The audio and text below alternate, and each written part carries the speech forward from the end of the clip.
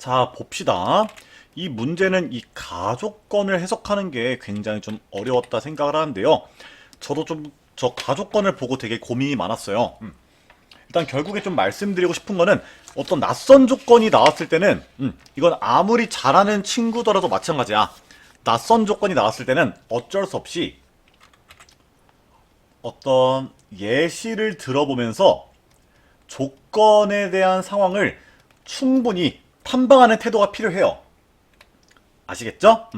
자, 그런 생각을 갖고 한번 차근차근 가족권을 만족시키려면 어떻게 해야 되는지 알아보도록 할게요.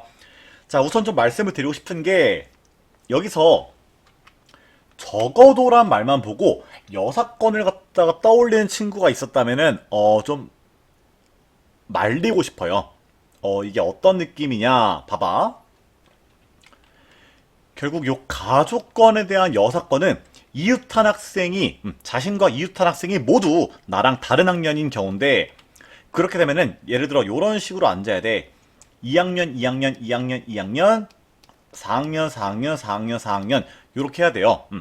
근데 사실 요 가족권에 대한 여집합에 해당하는 게 요 경우만 있는 게 아니에요.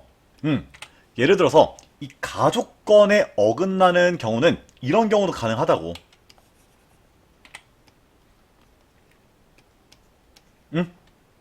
이런 경우도 가능하다고요. 그러니까 잘 봐봐.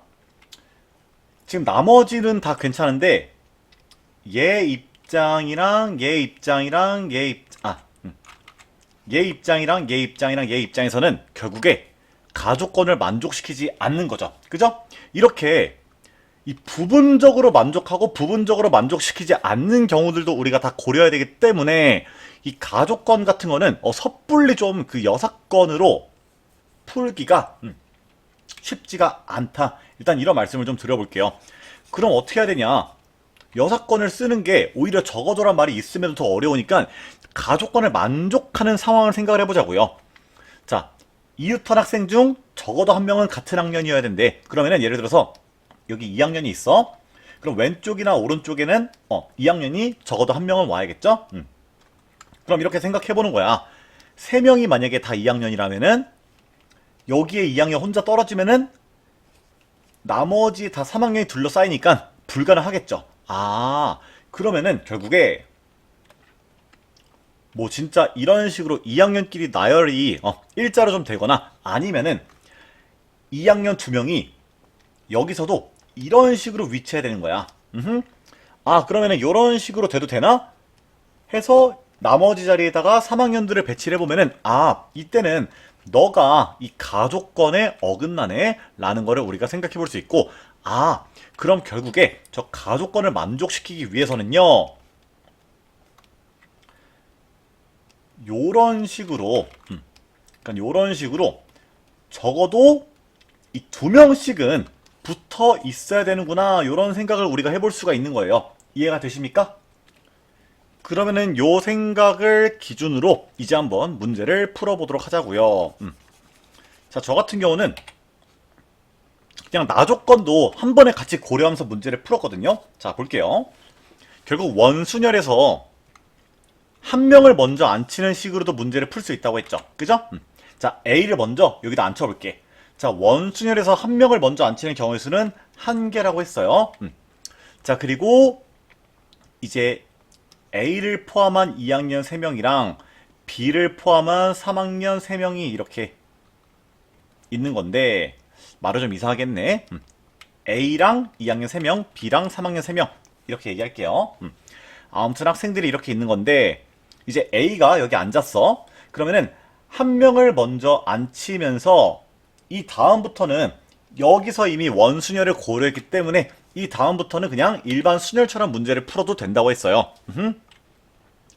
자, 그러면은 이 왼쪽에 2학년을 앉힐 거냐 오른쪽에 2학년을 앉힐 거냐 그거를 일단 선택을 해야 돼요. 자, 어차피 둘 다 고만고만하니까 여기에 2학년을 앉힌다고 해보자.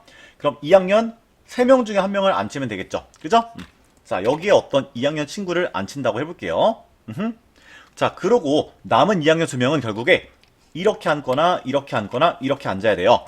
근데 요 나 조건을 생각을 해봤을 때, 그 나머지 2학년 2명이 이렇게 앉을 때랑 이렇게 앉을 때랑 이렇게 앉을 때 이 B가 앉을 수 있는 자리의 측면에서, 즉 조건의 동일성 측면에서 케이스가 서로 다르게 흘러가야만 되겠다. 이렇게 우리가 생각을 해볼 수가 있는 거야. 그럼 여기서 우리가 케이스를 좀 세 개로 나눠볼게요. 자, 첫 번째 케이스는 2학년 2명이 이렇게 앉을 때, 자, 그럼 여기서 2학년 2명 서로 자리 바꿀 수 있겠죠? 그죠? 그리고 이제 B는 그러면은 요 네 자리 중에 하나 앉을 수 있는데 여기는 앉으면 안 되겠지. 나 조건 때문에. 그럼 B가 앉을 수 있는 자리가 요 세 곳 중에 하나가 될 거고요. 그 다음 남은 3학년 3명은 그냥 3팩으로 앉히면 돼서 계산해 보시면은 66에 36 이렇게 나오겠죠? 좋아요. 자, 두 번째 경우 볼게요. 자, 두 번째 경우는 2학년 2명이 이렇게 앉는 경우야. 그럼 이때도 2학년끼리 자리 바꿀 수 있고, 자, 이때 B가 앉을 수 있는 자리가 너나 너나 너 이 세 곳 중에 한 곳이 될 거고요. 예를 들어 B가 여기 앉았으면은 그냥 남은 자리에다가 3학년들을 랜덤으로 이렇게 앉히면 되겠죠? 이때도 36가지 나올 거예요. 자, 그 다음은 2학년 2명이 이렇게 앉았을 때 세 번째 케이스 가볼게요. 그럼 이때도 일단 2학년끼리 자리 바꿀 수 있고요. 이때 B는요, 이 네 자리 중에 아무 데나 앉을 수 있지. 아, 그러면은 여기서 그냥 3학년들은 그냥 4명을 갖다가 자유롭게 4팩으로서 우리가 앉히면 되겠다. 그럼 너는 48 되겠죠? 그럼 너는 6이고요. 이거 다 더하면은 120이 돼서 6 곱하기 120 해서 정답이 720으로 나오겠다. 이런 식으로 구해볼 수 있겠습니다. 아시겠죠? 다른 해설도 한번 참고해서 다른 방식으로도 꼭 문제를 풀어보시기 바랍니다. 확통 같은 경우는 다양한 풀이를 연습하는 게 굉장히 중요해요. 아시겠죠? 여기까지 할게요.